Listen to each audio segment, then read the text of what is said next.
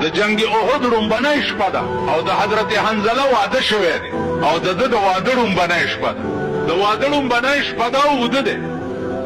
خوب ګوري په شپه کې چې هغه زه چې په چامین یم هغه محبوب زما نن د احد په میدان کې په وینو رنګ دی.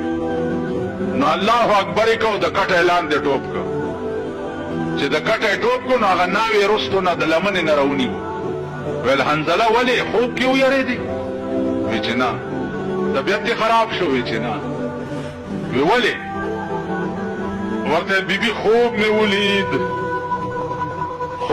ولید چې جناب محمد رسول الله د احد په میدان کې د دشمن د لاسه غاښونه مات دي او په وینو رنګ دی.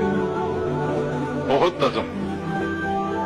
اناوی ورته وی او حنظله د خدای بنده د واده ړومبۍ شپه دې ده سمله په ارام ارام وکړه په دې شپه جنګونو کې څه کوې؟ حضرت حنظله ورته وی او اناوی دې کې شک نشته چې زما د واده نن ړومبۍ شپه ده. خدا یاد لره بیبي چې په یو زړه کې دوه مینې نه ځایږي. په یو زړه کې دوه مینې نه ځایږي. یا به تا سره مینه کوم یا محمد رسول الله سره. زما دې په خدای قسمي تا غوندې په زرګونو ناویانې دي زما د محبوب د خپو په خاورو کې قربان شي. چوره واغسته ولاړ.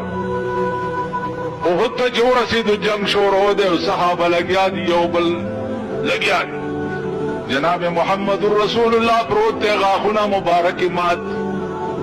بی بی عائشہ او بی بی فاطمه اوبه راوړې او لګیا دي د پیغمبر نه وینې پاکوي. د چې پیغمبر په وینو کې ګنده ولیده نو سینه یې واچوله د کافر په جنگ باندې.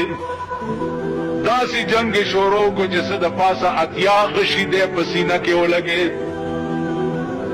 د آس نه راوغورځېدو انا لله و انا الیه راجعون. چې جنگ ختم شو جناب محمد رسول الله پوښتنه وکړه چې هلکه مونږ خو جنگ له راغلي یو نن د حنظله واده و چې څه چل به شوی؟ صحابه ورته وویل راځه یا رسول الله چې د حنظله واده درته وښیم. چې راوستو حنظله په خپلو وینو کې خړوب کړو. سردار کونین ورته ودرېدو سترګو مبارکو نه یې ډېرې اوښې وبهېدې او ویې فرمایل چې او حنظله واده دې ته وی لکه تا چې کړی.